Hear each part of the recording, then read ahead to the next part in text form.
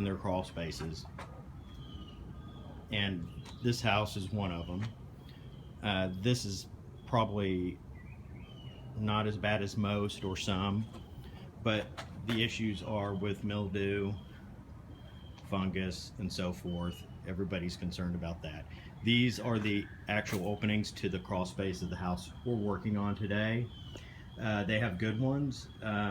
There's plenty of them. They're on the east side, west side, so they have good flow through the crawl space, and the front and back they also have them. So their issue is not lack of ventilation on this house as far as the openings, but they still have problems with moisture. And so we're going to actually do a mechanical removal fan that will actually force air through and out these openings. This is the fan I'll be using. This is an inline vortex fan at 728 CFM. This is ideal, I think, air volume for this size house. It's about 1,500 square feet. This will go in the center of the crawl space, and then it will duct out with 8-inch flex duct, and then we'll have it blow out the side of the crawl space opening, and it'll come out one of these caps. This is one aluminum one. This is what I don't like to use. They're just too flimsy for a side of a house. This at Home Depot I really like. This is actually designed for a roof, but on the side here it works fine if you seal it correctly. And that was about $32 at Home Depot, and that's a pretty sturdy roof cap. Some other things we'll need for the project today, besides our obvious vent, which I got at a hydroponic store for about $230.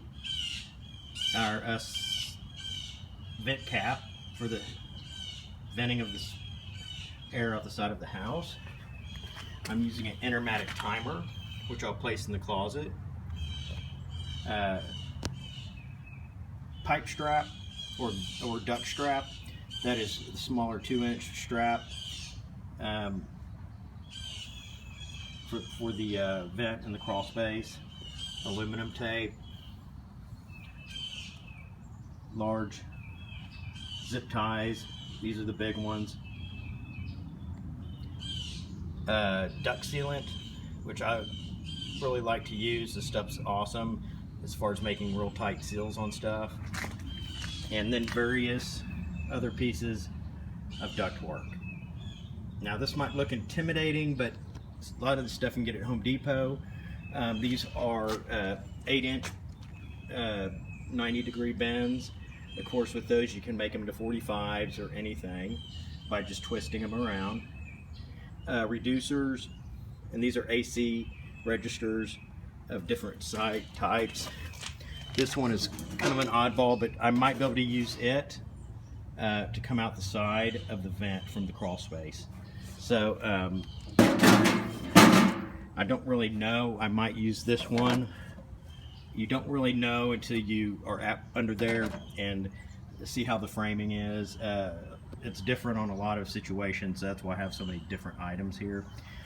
You can get a lot of this stuff at an AC Supply. Even if you don't have an account or aren't a licensed HVAC person, the duct stuff they don't mind selling because there's not any warranty issues with duct, obviously. They're more concerned about selling people AC units, air handlers, and so forth that they have to warranty. That's why HVAC stores don't like selling to the public. But if you kind of go in there and say, hey, this is what I need, maybe even have a picture of it, 95% of the time they'll be more than happy to help you. So as we can see, these are some of the materials you will need. 8-inch flex duct. It usually comes in 25-foot rolls.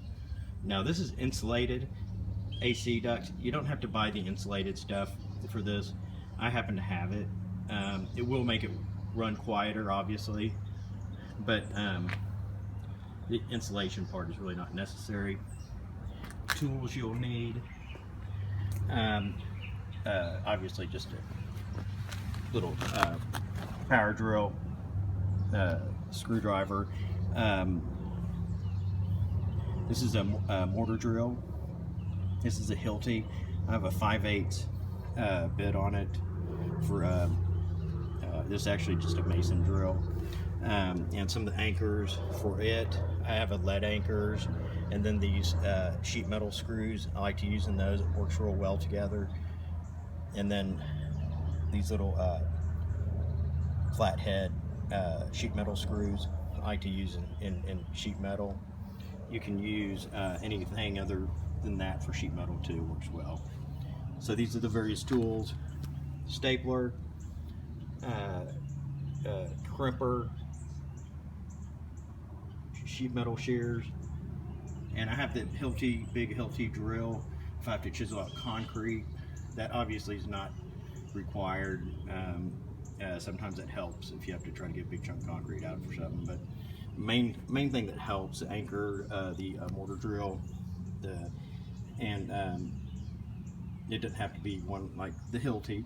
There's quite a few ones you can use. As a matter of fact, this little Milwaukee has right there the little hammer, and so it has the option to do mortar bits. You just have to have the appropriate bit for it. So you might actually have something you can use and you just don't realize it. I don't use this for it because I have the Hilti, and of course I prefer to use it because it goes through bricks, concrete, everything like butter. So once you get used to using that, it's hard to use anything else. But these are some of the tools and things you'll need to do a ventilation system.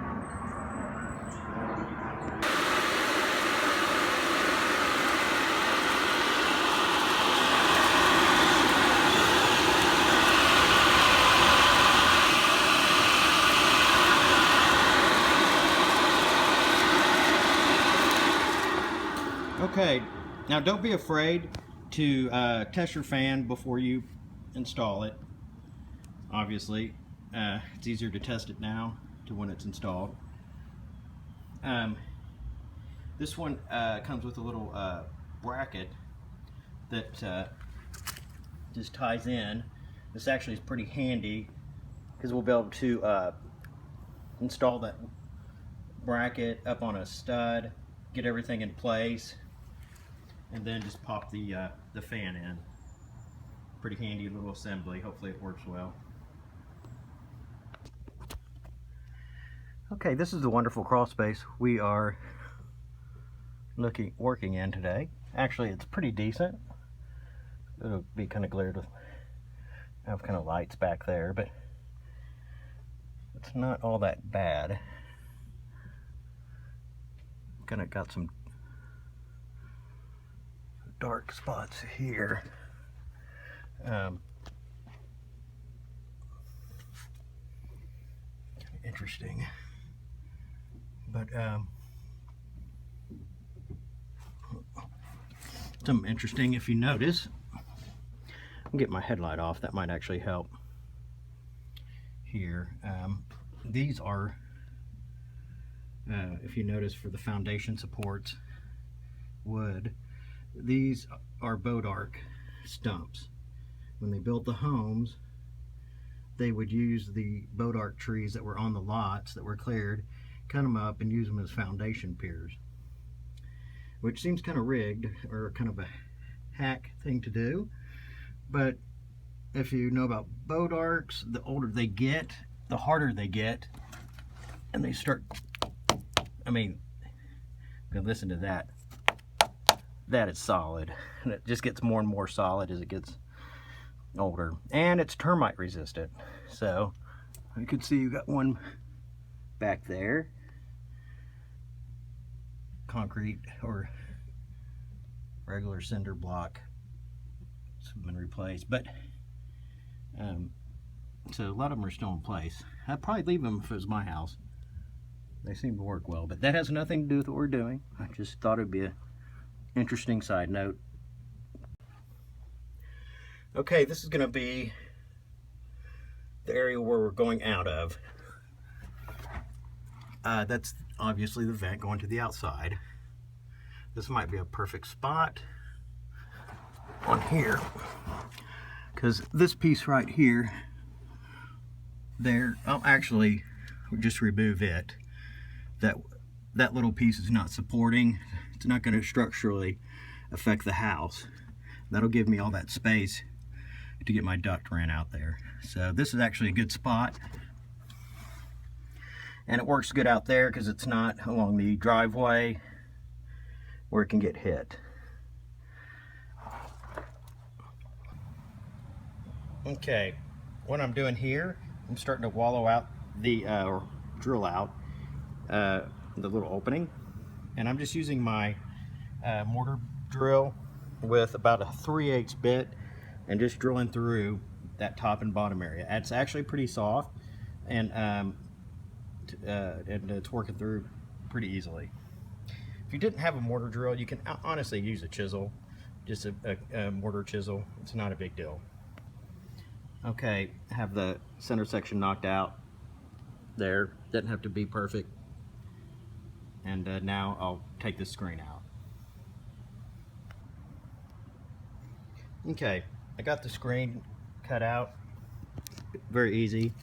Use a combination of tin snips and diagonal cutters, or dikes in the trade. Actually, I think the diagonal cutters work better. And obviously, when you're doing all this, wear gloves, and then we'll kind of just any of the edges, kind of sharp edges, just kind of do that. But always have gloves on when you're doing this. All those are real sharp, but we got a nice opening for it, and we'll widen this opening here too. None of that is structural. Okay, any cutting you can do from the outside of the crawl space is better. So I'm going to use the Sawzall here. That was one tool I didn't have sitting out, but just a reciprocating saw. I have a long wood or demolition blade, and that'll go in there like that. And I'm just going to notch it from this side, just to eliminate any of the cutting they'll have to do from the crawl space. Using one of these plastic bins to put your tools in can make it much easier in the crawl space, because you can just put everything in it and slide it around. Okay, now you'll notice the 2x4 is removed. Helps tremendously. Now, what I want to do now, I'm going to actually cut along here, because I'm going to have the duct, I want to try to get it flush up against here, so it can be attached or secure against the roof. Let me try to back off here. So something like that. Now I think I'm going to use this one, probably actually one of these two here. This one's a little wider. It's a 10 by 3.5. Because if we went up like that, we could put a 2x4 spacer here to keep it in place. But if we just did that, just securing it up to the floor too would work. So, but your basic idea is to cut out for whatever register you use. This one here might work better because it's a little, let me see here. Maybe it's maybe about 1 inch wider. Okay, now this just fits in there beautifully. So I got everything cut out from the outside. I had to drill some here too. Shout out to my son. Oh, there he goes. Come on back, Mason. Come on back. You're going to be on the video, famous. My son, Mason. But I actually used a drill and drilled out holes from the outside. Sometimes if you have an awkward angle to try to get a blade in somewhere, just drill it out with your drill and then kind of knock out the wood.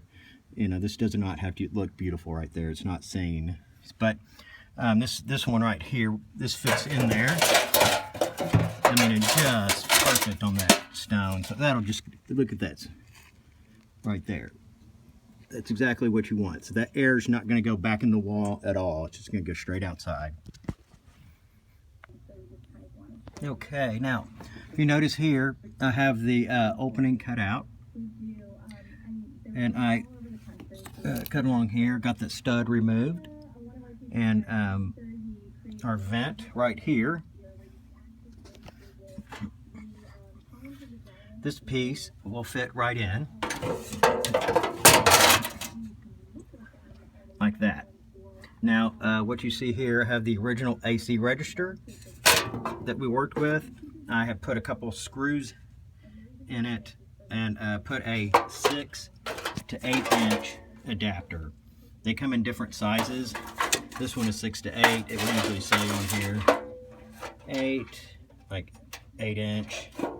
And this part will say 6 inch somewhere. So we'll get that, and then I have my two 8 inch 90s. They call them 90s because you can really bend them any shape up to 90 degrees. But this is just kind of I use both of these. So when it's up here, like that, I can get the duct to come at a parallel with the floor joist. So that's the main purpose of those. And I'm gonna screw a couple places here, and then I'm gonna get some of the tape on it, the aluminum tape in various places, so it can't move anymore after that.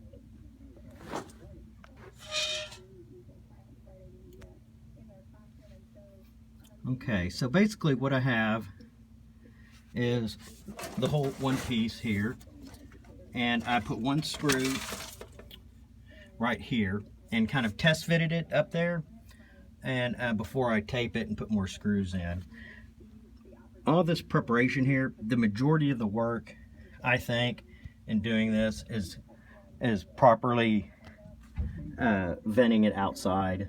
That's really the majority of the work here. Everything else is fairly straightforward. But I have all my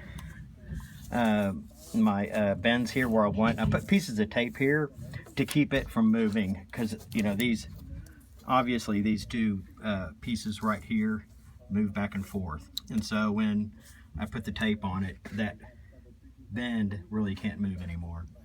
And so I'm gonna finish this up, place it, and then secure it with pipe strap. Okay, now I have it sitting in place. This with one of the straps, and it's kind of tricky. I did that myself, but if you get your duct strap, I first just attached it here, and if you notice, when you do this, don't just staple it or screw it in. You can use screws too. Double it over, and then do it double or triple it.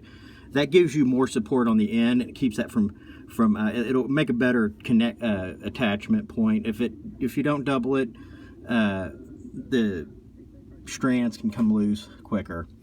And then I probably went around twice. Sorry, come around here, and then attached it to the other side of the stud, so that way it gives a good attachment point. I always like to wrap it around at least twice. If you do it just once, it can move around a lot more.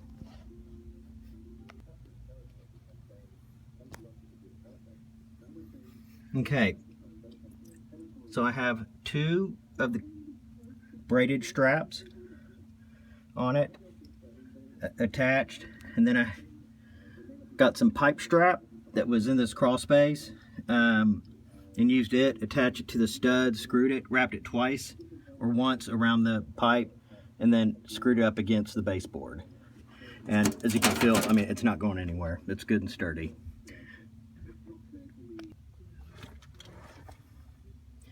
Okay, I brought that additional duct, rigid duct down here, and the flex duct. Now if you notice, it's attached. I did that outside. If you can do any of that kind of work outside, then drag it down. That's the way to do it. Ready to hook up over here. and get everything strapped up. Okay, so we have the duct ran and have it strapped in about 3 spots here, and then I have it coming over to where the actual vent's going to be, and I have a brace mounted up between the 2 studs just to mount the unit on.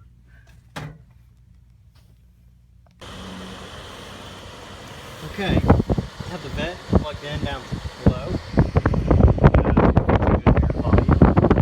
I use kind of a generic construction piece of silicone stuff to seal this up. It's not real pretty, but it's really in there, and it's gonna last longer than me. So next we'll put the cap on. Okay, now the air cap here, I took this little collar off here because we're going to do a flush mount, and came off easy. Just cut it with the tin snips, came right off. Okay, here's the finished product. Got the vent in, it's actually on right now, diverting all the air downwards, and I have kind of a combination of electrical putty on the side there, and then this contractor silicone from hell. Basically, I'm going to come back after it dries and paint it. I don't like leaving it that sloppy, but I had no choice. It was very sticky stuff, but it really won't last forever, so it's kind of worth it. And I put that on the top. We won't be dealing with, too much water. So that is it. And their crawl space is now being ventilated. About 800 CFM of air, which is really, I think, very efficient. This took me pretty much all day, but it should be a system you don't have to worry about for 10 years as far as servicing. And thank you for watching the video.